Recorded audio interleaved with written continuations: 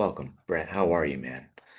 I gotta say, the goatee, you're looking really good, so I wouldn't call you the ugly man. Well, I appreciate that. I brushed my beard for you. I combed it. You Loving know, it, loving it. yeah, 100%. Because I'm like, you know what? All right, it's usually I imagine that most guests that we have, and we get to do this every week, are probably more intelligent than me. Today, it's a very clear yes, I know this for a fact. So I'm like, I got to do something. So I combed through the beard. So it's all good. Thanks for hanging out with us, man. Yeah, well, I love what you guys are doing and honor to be here. Likewise. I don't have too often where I get men and women sending me messages all day going, I can't wait. I love this guy. I love what he does. So again, just so much dang alignment, man. So it's gonna be fun. And we're just gonna talk about you, and we're gonna talk about education. And these guys will come in with a little bit of Q&A and a super easy hour, man. So we're just gonna have some fun. Remind me where you are in the world. I am in North Carolina. Okay, so we're neighbors. So I am as well. What part ish? I don't want to give away your I address don't or like to give too much information. A lot of people threaten to kill Yeah, me. I understand. Well, I'll just say this. I'm on the western side, and near Asheville-ish. And that's about as far as I get as well. So, we're neighbors somewhat. I'll just Love it. Love it. Beautiful state. I moved here a few years ago. Really, I was a refugee from New York because I just had to get out of there after okay. COVID and or during COVID. Just Yeah. absolute nightmare. And Yeah. that brought me down south and just such a great move. And we homestead down here. And Yeah, man. Yeah, we got a lot in common. So we were the same thing. A few years ago, refugees from California. So we came from the other end of the crazy. Same thing. Bought a great farm out here and miss California, miss people in California, but miss the state of California exactly 0%. So yeah, not mad that we are here whatsoever, man. I get that. Although I will say, you get many of the best people are in New York and California because they're hardened. You have a certain way of looking at the world, and you're surrounded by communists, and that'll make you strong. So, So true, man. So true. God bless it. I like you even more. Yeah, no, 100%, man. And we found our own, set of normal there, and I had a few campuses that I was building in California, and that grew during COVID because we found our people and the people that were like, you know what, man, we're gonna lean into each other during this time. So there was a lot of good there too, but man, couldn't pass up the opportunity to move out here. yeah, well, that's probably why you're like me because pressure makes diamonds. And, Right, brother. I was in New York and I saw everything going on. I said, no, our kids, they're not growing up with this crap. We're gonna Yes, do a lot sir. better. So.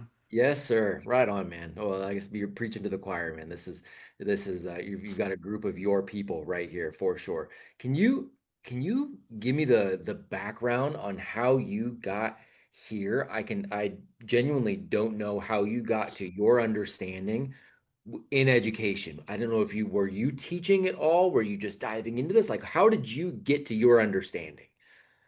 Yeah, well, I went to college to be a teacher, Okay. to be a history teacher. Okay. And I went through that system and I saw how they train teachers. And I graduated, I got a good job, I was making good money. I went back, I got my master's degree, I crushed that program. I got a 4.0 GPA, I was the number one student in the program. And I remember graduating and thinking, I don't think I know much about anything. And right around that time, probably around 2015, I really started to go through an awakening, maybe 2014, 2015. And I learned my background was in history. Like that's what I got my degree in. And I learned that a lot of the history that I was taught at the university level was nonsense. And we got fake news, we got fake history. So I started to get red pilled on the history.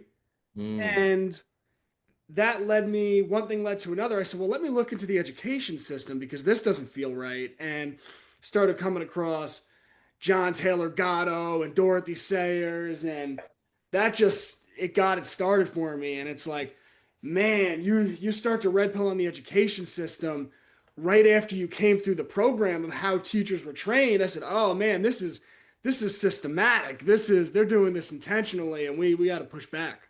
man, I again, so many parallels right here. So I same thing went through the system.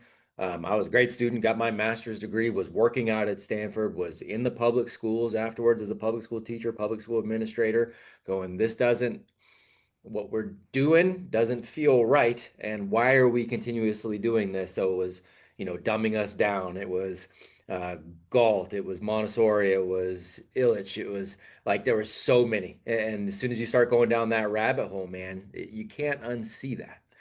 You can't unsee it. So you started figuring this stuff out. Did you start, your experience, did you start screaming it from the rooftops? And did people respond to that? Like, how did you start to, because what you essentially uncovered was a faulty foundation for what I have come to believe is one of the most religious organizations we have in our country, the schooling system, right? And so Yeah, how did you approach that?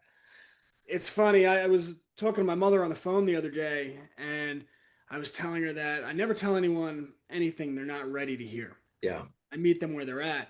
yeah. And I had to learn that the hard way. So when I went through that awakening in 2014, 2015, I started screaming it from the rooftops. Mhm. And the Rockefellers and the Federal Reserve, you get these people looking at you like you're crazy, and rightfully so, because they're just not in that world. And I learned the hard way through experience that that is not the way you approach people. And that's actually not a loving way to approach them, because you really do have to meet people where they're at, right? And over the years, I learned that you can meet people where they're at, and then within that, you could plant little seeds in their consciousness. And Yeah. I have had remarkable success with waking people up to the point where the same people that looked at me like, oh, this guy's crazy when I screamed it from the rooftops, they've almost all adopted my worldview a decade later. Mhm. And that was only possible when I learned to take a step back, and I learned that you have to be patient with people, and you have to plant seeds in their mind and allow them to come to realizations the same way I did. And when you do that, I mean, there's really, you could wake up anyone. And I feel for people that just wake up, because you want to scream it and it feels right to scream it, but Yeah. you look like a crazy person standing in the town square. So you got to be tactical. So true. I was so obnoxious. I probably still, no, not probably. I still am sometimes. I understand that. But you're exactly right. I even, even in my own household, I approached it so incorrectly when I brought it to my wife, all the things. And I thought I was doing her a service by reading Gatto and reaching out to Gatto and Sir Ken Robinson and so many of these individuals that I was getting to connect with and going through, and I was thinking, okay, I'll get all of this dialed and then I'm going to bring it to her and she's going to go, oh, got it. Okay, that's amazing. Then what are we going to do with our kids, right? And it was just like out of the blue, I'd done all of this research and I'm just like, by the way, we're homeschooling or building something that our kids can go to. The school system's corrupt. And I just barfed it on her. And right. And she was just straight panic. So how did you do that within your own family? Was that something your wife was coming along on that journey with you same time? Is that something you had to go to later? Or were you more strategic than I was, basically? Yeah, well, just like with getting red pilled on history and getting red pilled on school, Yeah. I had to be red pilled on marriage, and I had to learn how to be a good husband, Mm, which meant learning how to be a leader, mm, learning what things are my responsibility, and how to approach certain subjects. And when I first went through that awakening, and I'm screaming from the rooftops, my poor young wife, we we just get married, and then I go through this awakening like right as it happens, mm, and almost like a 180-degree change in me, where she met this meathead who was out at bars getting drunk all the time and didn't care about anything in the world, spent my time wasting my life watching football and being an idiot, to all of a sudden I was becoming this very serious person, really focused on the world around me. And as you learn, as you go through that awakening, ultimately it's improving the man in the mirror that improves the world around you. But she had to go through that transformation, and that led to some really rocky times in our marriage. And I'm so thankful to my wife that she's such a strong and loyal woman that she was able to get through that part, because what came out the other side was such an incredible marriage. We're actually married for our 10-year anniversary is in 3 days. And I Awesome. have been so blessed in the marriage that but we went through this rough patch. So now we're having kids, 2016, 2017. I'm screaming it from the rooftops. And that was really hard, but we got through that and I learned how to lead. And then by 2020, when the whole world's panicking with COVID and they don't know what to do, I look at my wife, I say, let's have a baby. And I like to, get it done, get it done. And we decided to have a baby as the whole world. There, oh, the world's ending. The world's not ending, but by that time, she had saw a calm, masculine leader in me. Yeah. And although the world was panicked, I didn't have to throw that information at her because she saw my strength and resolve, and she was willing to bring a baby into the world with that man, another baby. So we decide to have a baby. She gets pregnant. It's 2020. I look at her and say, I don't like the environment in New York. Let's move down south. And again, she was just willing to just trust my instincts and follow me. And then, all right, let's do it. And that week, the house is on the market, and the rest is history. But all of that really came with learning to be married and learning that there are differences in men and women, and you don't expect your wife to be a man. Mhm. And you don't want to throw all of that at her. And there's ways to approach things and talk about things. And it's my job to guard the gates from the Vikings who are trying to burn our village down. And Mm. she understands that, and I understand that. And because of that, we have a really strong marriage. And one of the things when I think about teaching children, one of the things I really want to add to what we're doing is, and I've spoken to the students about this, and they keep asking about it because they have their own dating interest, obviously. Um, but I'm really interested in teaching about dating and Yeah. about men and about women and about marriage and about how to be a really good husband, how to be a really good wife, because young people have absolutely no guidance, as we can see. I mean, I feel for these Gen Z kids. I go out on X and I see the way they talk about dating. I'm like, oh God, they're all so lost. Sure. And you get the subgroup of young men who are like, ah, women suck. And you get the subgroup of the young girls like men are the worst. And it's like you all just have no guidance and really bad culture. But with proper leadership from older people, and that's our job, well, I think young people could view dating and the opposite sex and marriage in a much healthier way. And I think it's really, really important. Oh, so good, man. We get to do calls with our young men and our young women every week as well. And those are some of the favorite conversations as we dive into the relationship piece, and some of the mentors come in and talk through the ups and the downs of their own marriage and their own journey in that. And there's such good questions. I'll tell you what, it gives me hope. It really does. It gives me hope because I see the same conversations you do, and I go, oh my goodness gracious. And then I see this, and I go, okay, good. We still have some young people that are rooted in some fundamental truth, and they're looking to the right voices to learn more. And I look for my own kids, and I've got daughters, and I got a young man too, but I got daughters that are 14 and 12, and I'm like, oh. And then I find the Apogee young men, and I'm like, okay, they're good. They're good. All right, we're okay. It gives me hope, man. So I'm right there with you. I appreciate that point of view so much too. Did you have, again, our journeys are very mirrored in a lot of ways, and you get I get, John Taylor Gatto starts opening eyes, and I can see where it goes on the education side. For that transition into leadership, your own transformation on that did you have the same thing? Did you have like physical mentors? Were there anybody, were there any authors where like when you started going, hey, it's not just education, I need to be a more serious person, is how you put it in there. Like, was there anybody that kind of led you down that too, or was that just something where you're just like, man, I'm kind of growing up? Oh, Coach Witt, I got you in here too.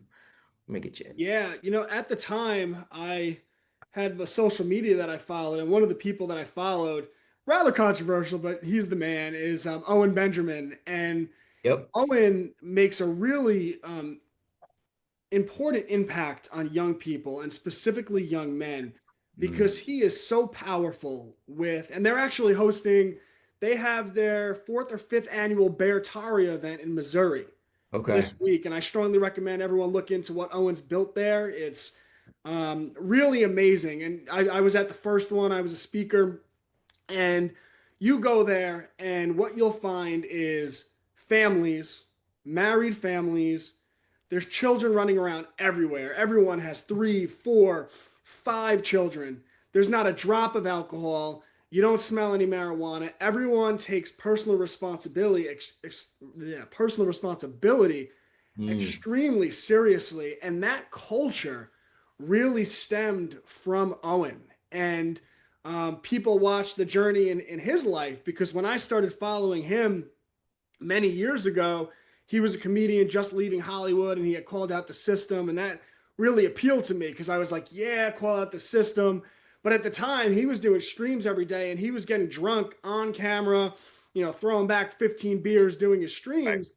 And his community actually watched him go through that transformation where he realized that the man in the mirror was what had to change. And he started to cut back on the drinking to the point where he stopped drinking altogether. And every aspect of personal responsibility, from being a father and having Mm. more children to controlling the things that he watches and all of those things that men have to do. His whole community watched him go through that journey, and it produced literally thousands of men who are out there in the world. These are strong, independent men. They're masculine. They take personal responsibility. They value family. They have lots of children. They're very protective. They're leaders. They pull vice out of their life. They don't do the things that really control a man, which are his own sins. And that really stems from Owen. So as I went Mm. through my awakening, I was very blessed to be a part of that community. And I'm blessed to be a part of that community to this day. And um, it really helped me in my own personal journey on my understanding of my role as a husband, as a spouse, and ultimately to the education system that I'm rebuilding and my role as an educator. So, kind of, God works in mysterious ways or God works in amazing ways. And I think for me, He's put me down the path that I've had to go down and I've come across, and um, I've just followed and been introduced to the right people time and time again, and that's only made me stronger. And I only do things. I tell my kids this: I only do things that make you stronger, and if it doesn't, it's no use to you. So That's right, man. I love that so much. I love what you said too, pulling vice out. That's such a big thing. We've talked about that a lot lately. You want the boat to go faster. Yeah, you can strap more engines on, but get rid of the anchors too.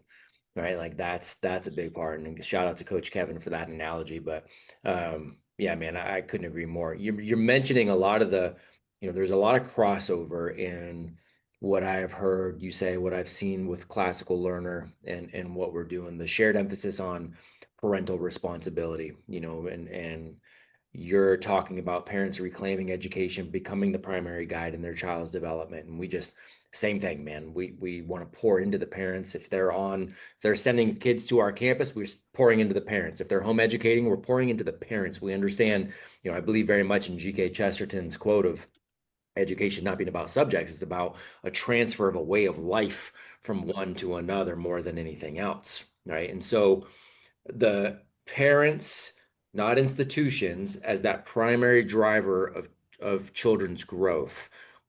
Why do you think there are a decent number of parents today who still struggle to embrace that specific responsibility? I don't know. I'm so surrounded by parents that do that. Good. The people who don't are really foreign to me. Yeah.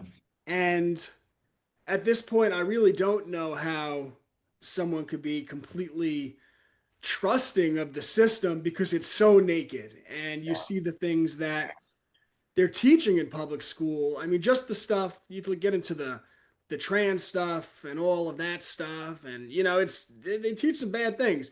The Mhm. CRT.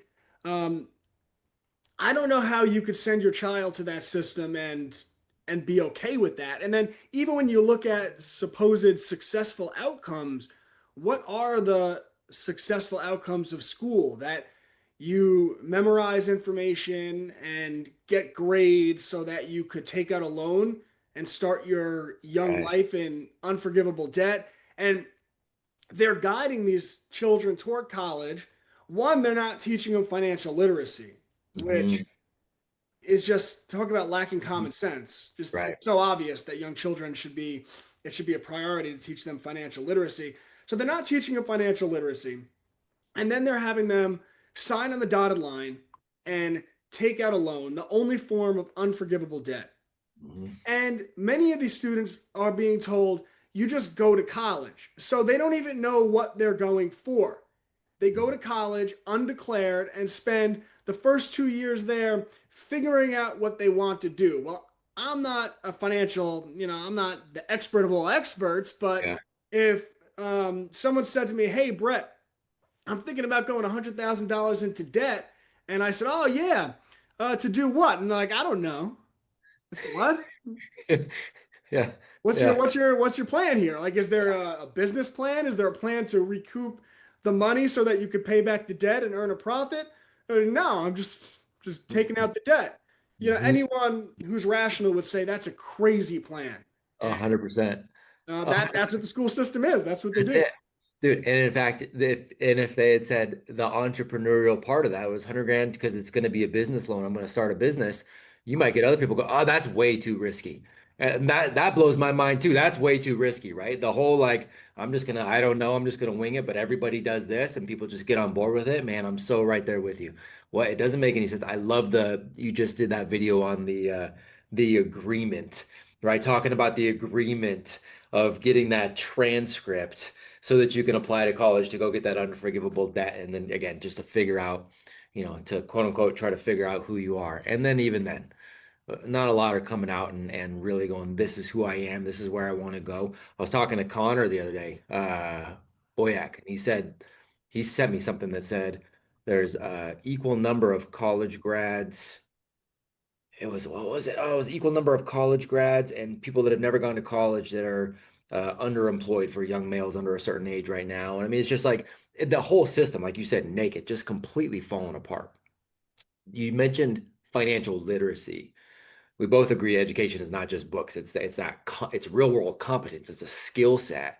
At least in part. What are some of those practical skills? Financial literacy, obviously being one. Do you have two or three that you're like, look, these things should be mastered before adulthood as much as we can should something?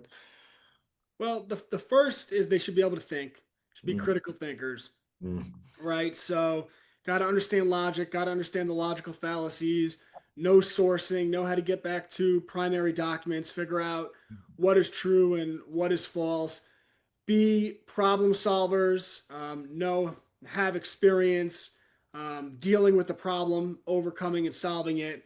Then more practical skills, financial literacy, entrepreneurship, how to write up a business plan, how to take that plan and bring it into action, um, how to start a business at low cost to no cost, how to start a business at higher cost. Your children should know their rights. That's just fundamental. They should not only mm, know their rights, but they should have at least a basic idea of how to exercise and defend those rights. They should know what to do if they're pulled over by a police officer and how to act in a way that protects their rights and puts them in an advantageous position. Then they should have as many practical skills as possible. So, whether that's marketing, whether that's videography, whether that's carpentry, whether that's gardening and homesteading, and whether that's and all of these different skills, anything really, cutting hair, I don't care, skills, skills, skills. They should know how to do things with their hands, with their mind, on the computer and in real life. God bless you. And with that, in my opinion, the last ingredient is experience.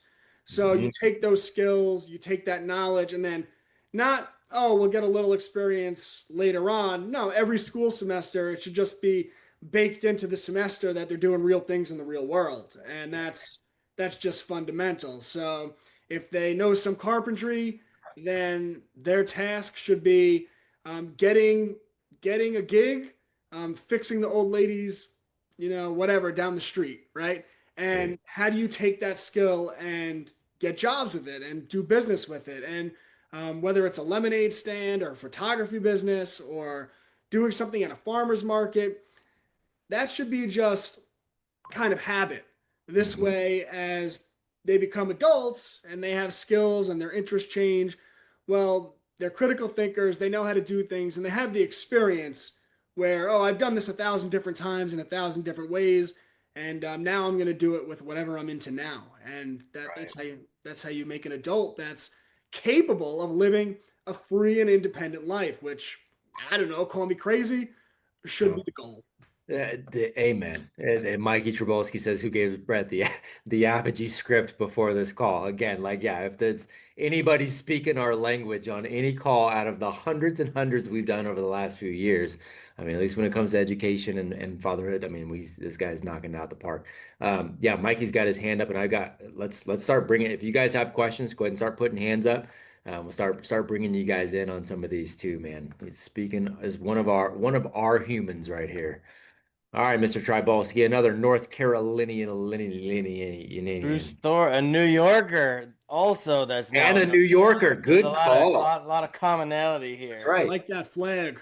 Yeah, yeah. But Brett, thanks so much, man. This is awesome. You just came out of the gate swinging, so I'm excited. A video I share all the time, and I love it, and I just want some of your input on how you implement it. Your source evaluation sheet and your discernment chart. We're opening our campus. We launch in like 15 days, and I want that thing to be like front and center. Mm. How do I you love it. implement that when you're teaching? Is Yeah, it so I am the author of the Cubs to Bears book series.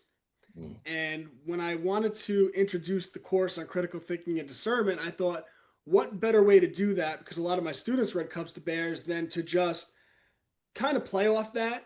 And what I did was I wrote a series of fake newspapers. So I did the Daily Cat and the Bear Standard. And for the entire semester, it was the Daily Cat and the Bear Standard going back and forth, presenting information and making different arguments. And within each newspaper article, there were sourcing. So, for example, one of the sources I made was the FBI.gov.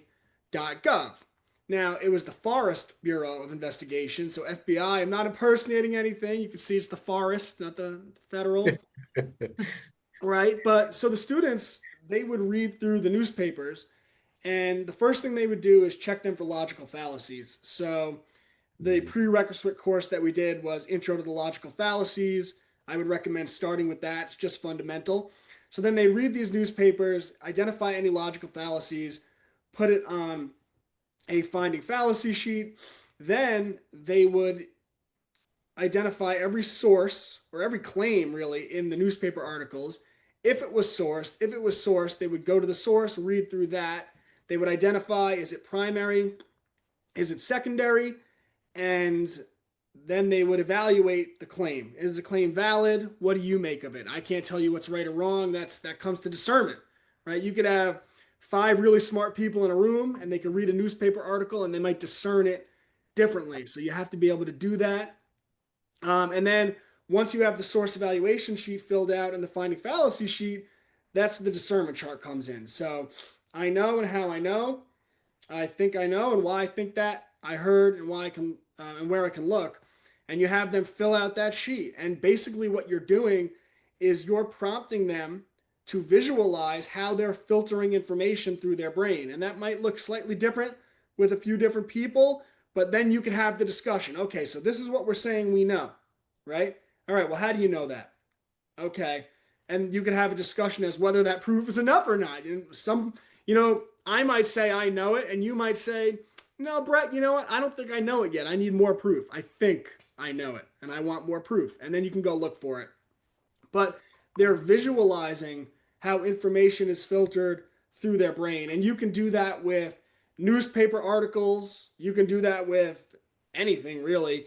Um, you could watch a talk someone gives, read a book, but you can take any presentation And then you could take a fallacy sheet, you could take a source evaluation sheet, you could take a discernment chart and use that to really help the students fine tune and visualize how that information is being filtered through their brain.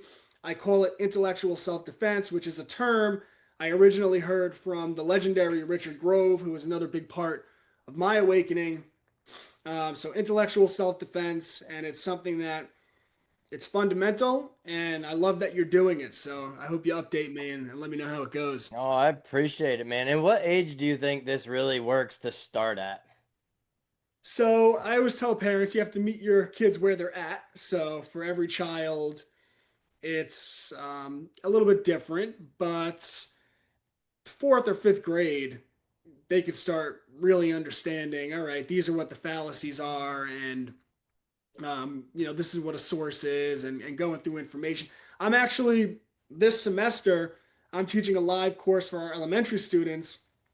I'm going to be covering history with a focus on sourcing. So I'm really going to be beating into their heads um, where we're getting this information from and how we're evaluating that information. And as I do that, I'll introduce history the way a teacher does. And I think that's important. But what's more important is them knowing how to evaluate things for themselves because I read a lot of history and I think I know what I know. But the truth is that history is a mystery and it's for all of us to discover. And as soon as you get someone who comes along and tells you, no, this is what you have to think about this historical event, I would say be very, very weary of that person because Sure. it doesn't sound like they care about the real history. They care about whatever agenda is behind that event. Mhm. Man, that's amazing. And I appreciate it, man. I appreciate you. And so I have screenshots of those just from your video. Are they on your website? Like the discernment chart and the Oh yeah, yeah, they're on there. okay, cool. Yep. Appreciate you, man. Thank you so much for taking the time. Yeah, I appreciate you guys having me here, and I appreciate Good question. yeah, really everything you're doing. I love so you guys have physical schools, Mhm. and how many schools are we talking about? So so I always describe everything we're doing as kind of a bunch of different or a bunch of different fingers on one giant educational hand. So we've got our campuses, a lot of campus owners here. We just talked to Mr. Trabolski. He's opening one in the Triangle area of North Carolina. So physical campuses either open now or set to open within the next year, fall of 2026. We're just over 100-ish K through university, depending on what people want to integrate on their campus. So they get to decide sovereignty, freedom. Like some people just want to do high school, some want to go K through university, so everybody gets to decide where they want to go. So you got our campuses. Um, Parents that send their kids to those campuses also have access. We've got men's and women's programs that also stand alone if they want. So, but a men's mentorship program, women's mentorship program. Coach Witt, who's in here, is leads up on the women's side. We've got the young men's and young women's programs, the teens program, same thing, teens mentorship. And then we've got a home education tribe too, with a couple hundred families in there from the home education side. So all of them work together, and all of them can just kind of coalesce together, but they can all stand alone as well. So yeah, we got a whole lot of, like I said, you're in your group of people, man, and there's a lot of us. I love that. I Yeah, love that. I love that you're bringing it to the land, getting people together, and that's man, big time. that's it. How do you find that when you move to a new place, you're in North Carolina, and I don't know if you guys had any kind of roots there or not, but coming there and you guys are homeschooling. Was it hard to find, what you would consider a strong community physically for you guys, or was that not too bad? Yeah, well, we started getting involved with the things that we were interested in. So, Totally. Yep, and over time, you just start to find your people.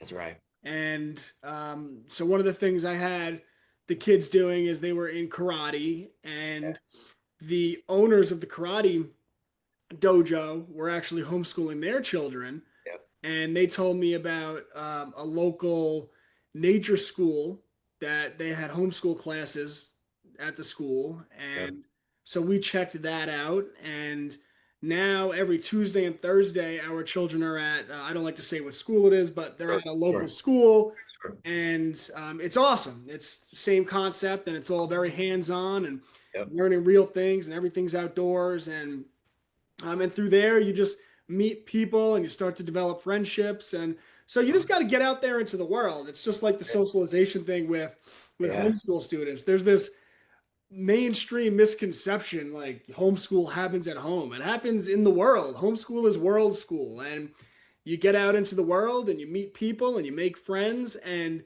you get to discriminate. And that is really important because I want to discriminate who I'm friends with. I only want to be with people that I align with. And I don't want to be around a bunch of communists who hate me and hate my way of life. And right. um, so we developed some really good friendships with like-minded people, and Awesome, dude. Yeah. that's it's Wait, not that hard to do. You just get out there and do it, and you'll find your tribe. and you said the key, I mean, the reality is so much of this is so simple, and it's such a it seems like such a giant leap over this big giant chasm because many of us grew up with the common cultural narratives, and so we're bucking against that, and that's where that, that's where that the trouble is for so many people. But it really is that simple. And what you said is, look, where you go places where you're interested. If you're interested in doing something as a family, go there, and chances are you're going to meet other families who are also interested in the same thing, right? And so you're going to get, that's exactly it. And then being discerning on who you let into your life. All adults want that. And so do the young people. You're going to do that even if you were in school. You're not going to hang out with every single kid there. You're going to find these crowds, right? And you're going to find these, like, people will naturally do that. We just know from a more mature standpoint that it really makes sense to be intentional about who those people are. And it's not sheltering, that's called parenting, right? That's not like, I always make the case of like, parents, oh, that's sheltering. You want them to know that there's people that, there's bad people out there. I'm like, cool, man. So for your professional development, let's go hang out in prison so that you can understand that there's bad people there. Like, that's a dumb argument, right? It's not sheltering. That's parenting. It's intentionality. Yeah, that's a fantastic way of putting it. It's, It's a really the prison analogy is so good. it's And like, man, I always tell my children that if they meet a group of kids and they don't like the way they play, that they should walk away from them and they should not play with them. And you see the public school system much like that prison analogy where you have all of this anxiety, depression, yes, sir. suicide, really bad things because they put kids in this environment and they tell them that there's people there that are hostile toward them, that are mean to them, that are physically intimidating to them, and that they should just keep going back to that environment and be there every day. And what I would tell my kids is that if you find yourself surrounded by those type of people, you're in the wrong place. You're in the wrong spot. That's it, That man. you are the sum of the people you hang out with. So you should hang out with great people, not That's people that right. want to drag you down. That's right, man. I agree with that so much. One of the other things that I think people fail to see, this the simple way in which most homeschool families will approach this kind of thing, but they seem to believe that if we are intentional about who we hang out with, then the favorite cultural term right now is always echo chamber, right? It means you're in this echo chamber. It means you're some sort of Stepford community where everybody thinks the exact same thing at the exact same time, ironically, what school wants you to do. But that there is never any diversity of thought, any diversity of ideas. Can you speak to that a little bit? Like we come together in Apogee, and we have all these amazing men, women, and young people from all around the world, and we get to meet every week virtually. We get together physically as much as humanly possible. And what I love and appreciate in this community is we're all very open that we come together around our morals, our ideals, our values, the code that we live by. We do not pretend like we all agree on 100% of the things 100% of the time. That's not real. So it's okay to go like, hey, Brett thinks this, and what you outlined earlier, like, Brett thinks this, Matt thinks this, but he needs a little more evidence, right? And we're just going to have this back and forth, and we're going to be friends no matter what if we come to the same outcome or not, right? Do you have those kinds of conversations quite a bit where parents have a hard time understanding that echo chamber thing? Yeah, well, it's like you said, it's just the opposite. It's the school system that's the echo chamber, and they love to talk about things like diversity, and they do like diversity of skin color, but they don't like diversity of thought in school. Right. And Nailed it.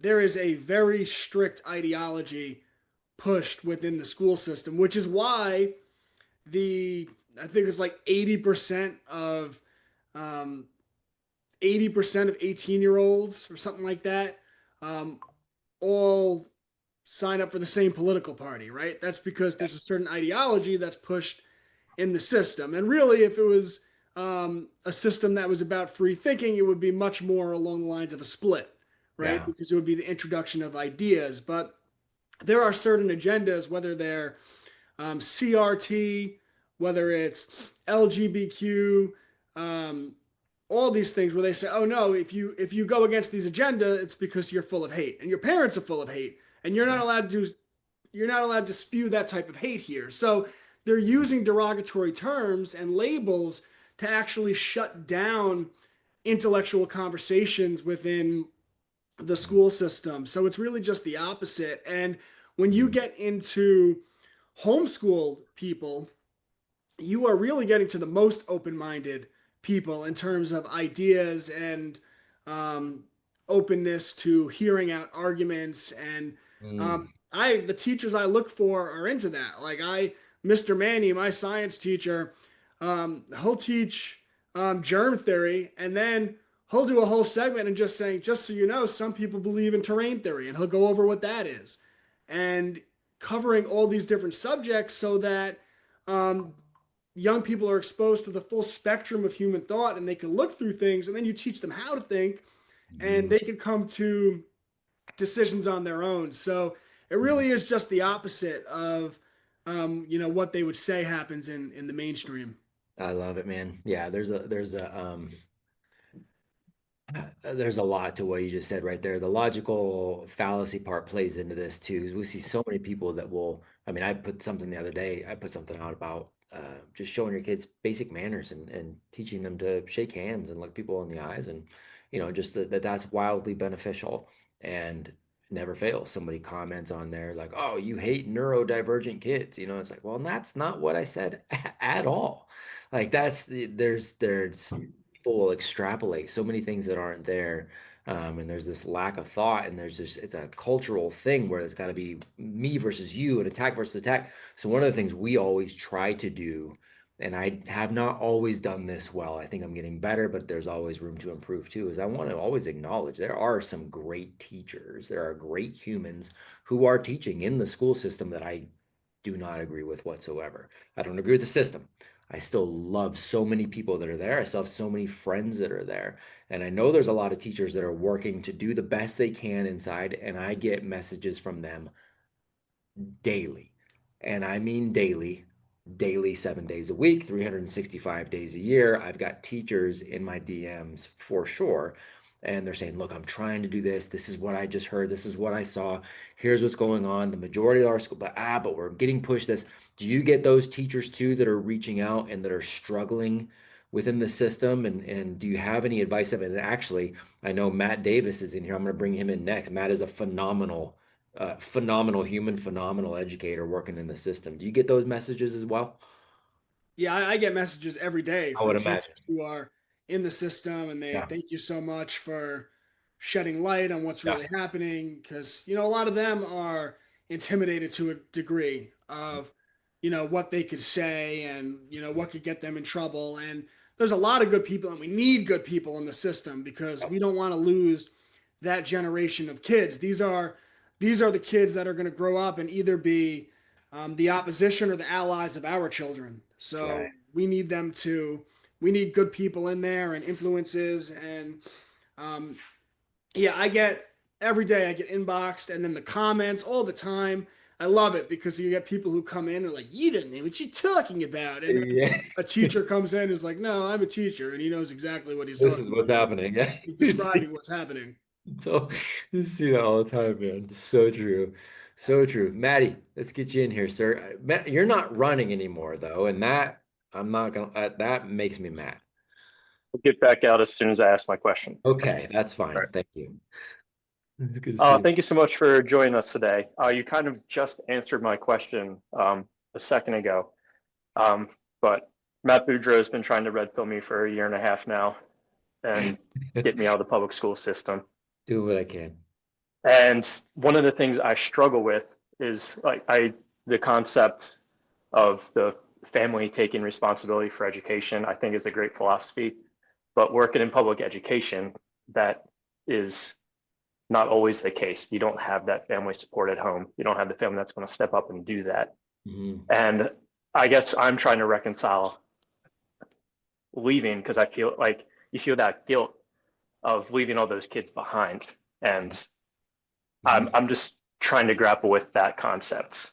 Mhm. And I'm going to hang up and wait for your response because my phone's about to die. And I want to make sure I hear your response. But thank you for joining us. Yeah, it's a tough one, man. Go for it, Brett. Yeah, well, there's a lot of truth in that. That unfortunately, it's the good parents that are willing to make the sacrifice because it's real easy to drop your kids in school for 8 hours, but it is a big commitment to say I'm going to keep them home with me and I'm going to be their educator. And a lot of parents aren't willing to do that. So the ones that are really good people. They're really committed parents, and unfortunately, a lot of parents who do send, and this is not all parents that send their kids to public school I'm talking about, but the ones that maybe aren't the most committed parents, right? They send them to public school for a reason. And those aren't the people that are ever going to be willing to take control of their child's education. And it's not a one size fit all thing where, everyone has to homeschool or everyone has to public school. You need a public system because unfortunately a lot of children don't grow up in homes with parents that are committed no matter what to making sure that they succeed, and that's just the nature of the beast, right? That's the nature of the Mhm. beast system.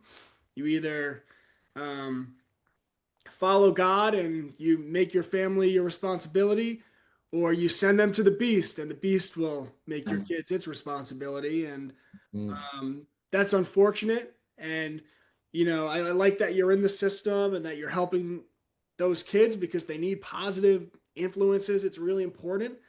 And the other thing I would say is, like, you look at the education system now, and they're starting to roll back a lot of the CRT stuff, right? And there's a Mhm. lot of popular pushback against the Department of Education to the point where the government could get rid of the Department of Education and the population's happy with it, right? Mhm. So um, iron sharpens iron.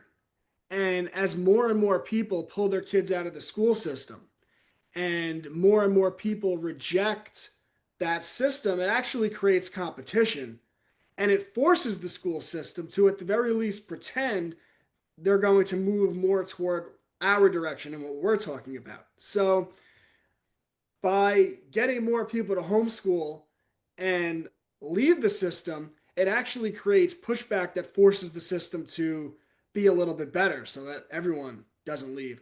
Or they could just try to change the laws, but if they do, we'll deal with that when that comes. My goodness, and that's on it. Quite honestly, man, I can see that. I almost can see that happening some days. Some days I almost can see that happening more than the former. But I couldn't agree more, Maddie. I feel for you, man. I understand what you're saying. I was in that same thing, looking myself in the mirror, and it was the same thing for me. I had come to the conclusion of going, "Hey, this system is not designed for optimal human development. This is not designed to really truly educate a population. It's designed."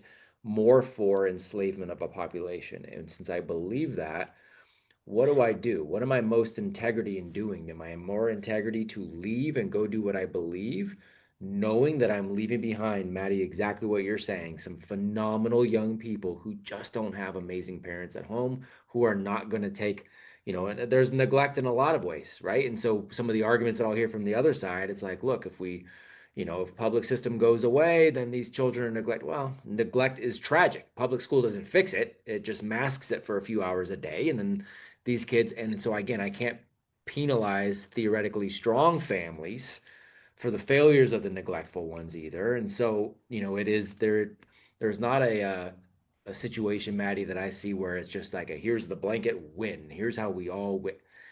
I don't think that's the case. So I am with Brett. I am thankful for good people there. I think you have to make an individual decision for sure, but I am so thankful for the good people who are still there, and I am hopeful that that this change becomes so overwhelmingly public that, like Brett says, they've got to at least pretend to start moving in the right direction, systemically. It's a tough one, Maddie. So I appreciate the answers. Thank you very much. Really, What do you teach, Matt? I work in a trade school, so I teach culinary arts. yeah, Oh, that's amazing. it's huge. Yeah, it's so cool, man. So tough. Kara left because I finally came to the realization obligation was to my own children. That's where real change could happen. Yeah, 100%, man. And so many of us with that same thing. Both these, everything in classical learner, things on Apogee side. I know we're coming to the end of the hour here too. So there's a couple other things I want to put in there. So I know ultimately we're talking about freedom. We're talking about sovereignty.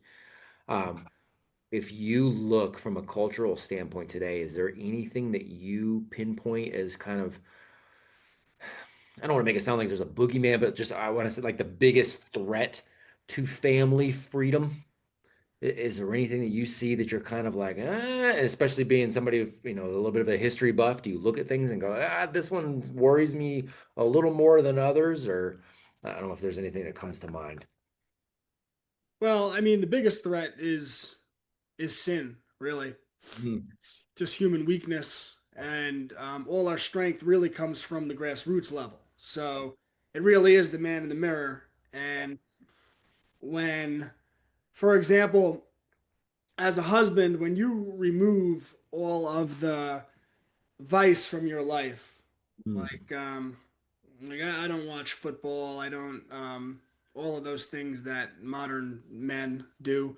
Um, your wife starts to look at you in a different way. And when she sees that everything you're doing is about strength and everything you're doing is about service to your family, your marriage starts to become really strong. And you see all these people with divorces and all that, and it's like, and you see a lot of the conversation too on the internet. I don't know if there's little ears, but um, lack of intimacy between husband and wife, and you can see in their conversations why it is. And the mom, um, she's touched out, and she feels overextended, and she feels like she's planning everything, and the husband feels like he goes to work and he's working really hard, and they don't see where the disconnect is. It's in those little things that's mm. preventing them from having the connection that they would have if they cut all those vices out of their lives on both sides.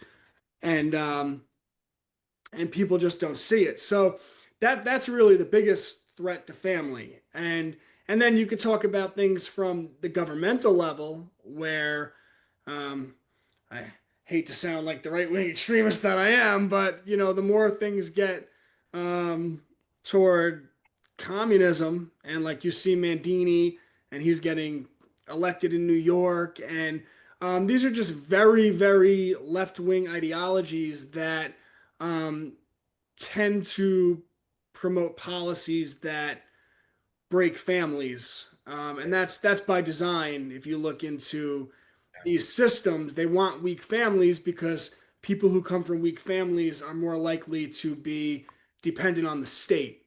And ultimately, these systems, even though they tout themselves as no, we're trying to help people, what they're really trying to do is make people dependent, because dependent people are easy to control, and dependent people make those in power even more powerful. So, um, and that's not like a political message, because I'm not saying that Republicans are great, because I think they suck and they're all full of it.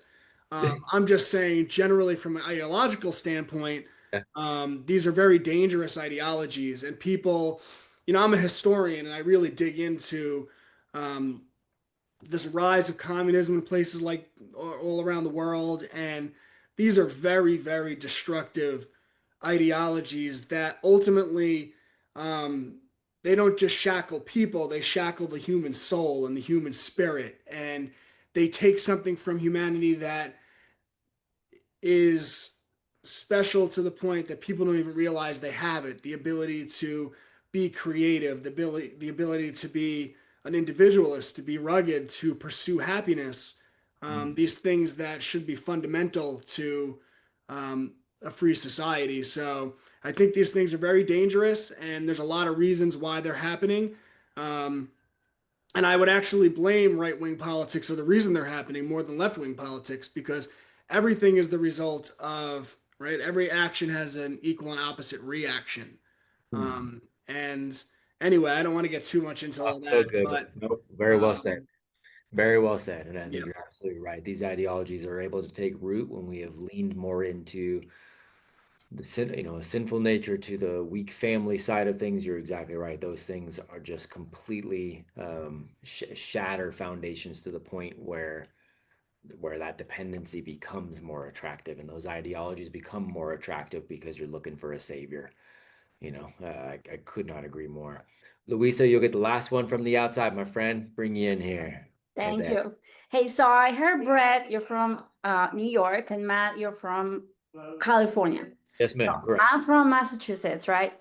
I Yeah. had a lot of people complain that the living lifestyle in these states is too much for them to homeschool. Mm. Now, I'm homeschooling my kids now, but how do you get through these people? Because their mentality here is that the schools are perfect. There is Yep. nothing wrong, that they can shape the way their kids think. They can tell them not to do a certain thing. How do you convince these people? It's a good question. Well, I don't know. If they think the schools are perfect, then, like I said, you have to meet people where they're at. So rather than trying to have an argument with them or convince them, I would just drop subtle seeds about the wonderful things that are going on in my own homeschool. And what I've seen being in the position I'm in, because I get a lot of the phone calls, I'm sure Matt does too, but I get the phone calls from the parents who something that chilled them to their bones just happened at the school. And Mhm. they thought everything was okay until it's not. So you're planting these seeds and you're showing them that there's a different way. And then inevitably, when the school does what the school does, which is be a nightmare, then that's when it clicks in their mind. They say, why am I doing this? I know I have another option. I see what Louisa's been doing. Why don't I do that? And then they start having those conversations. And then you get that phone call.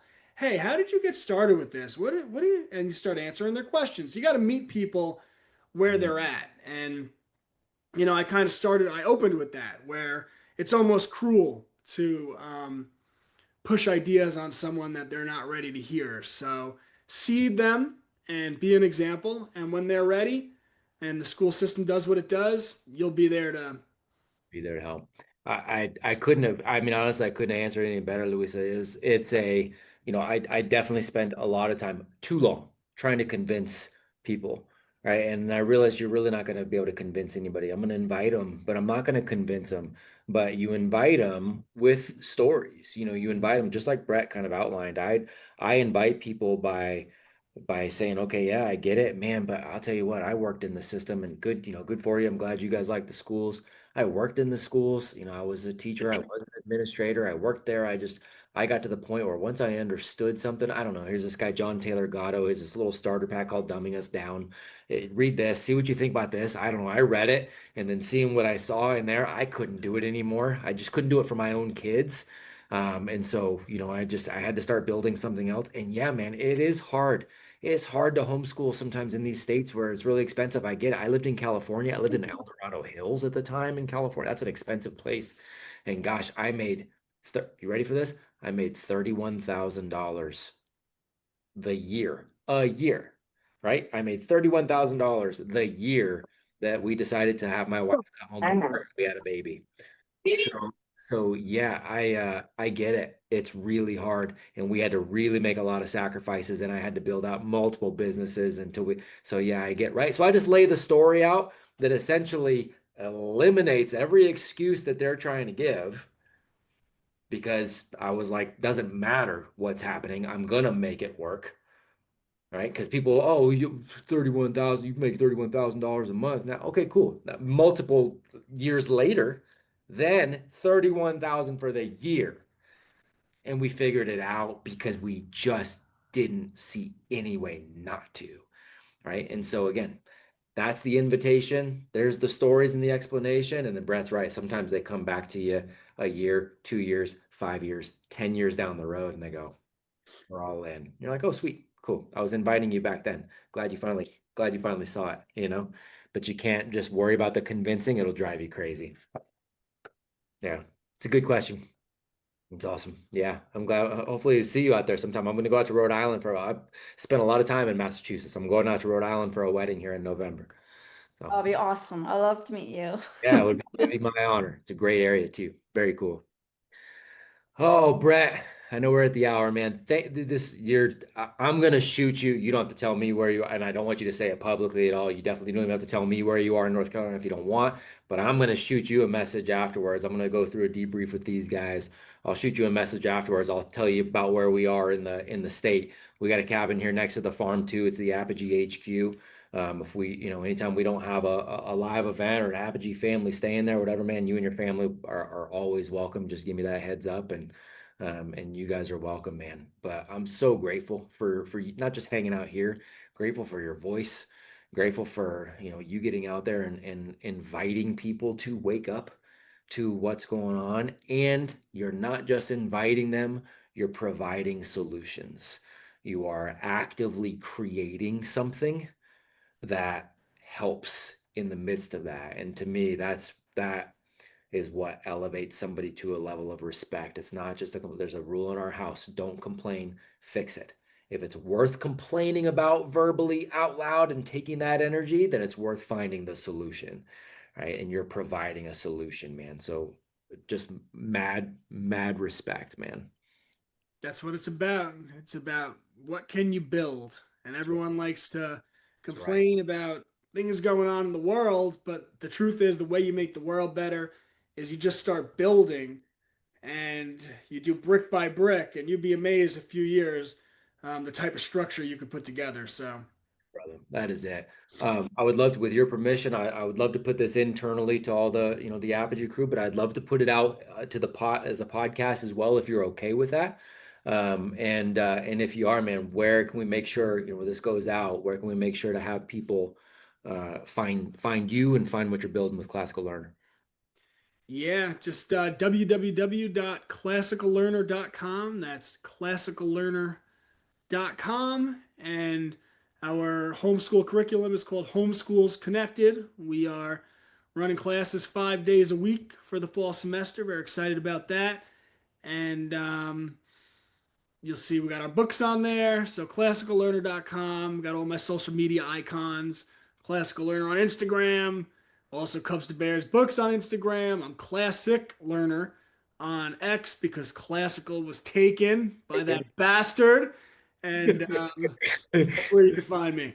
That's awesome, man. Brett, you're a stud. Thank you, man. I appreciate you. I'm going to bring these guys through, and Coach Witt and I are going to bring these guys through a debrief here for a little bit. We'll probably be debriefing for an hour or so with these guys. I'm going to shoot you a message here in a little bit too. Just make sure you got my number, cell, all that stuff. Obviously, we'll tag you and all that good stuff as everything comes out, man. But I just want to make sure we can keep the conversation rolling and support you on our side, man. So I'll make sure you've got all my info.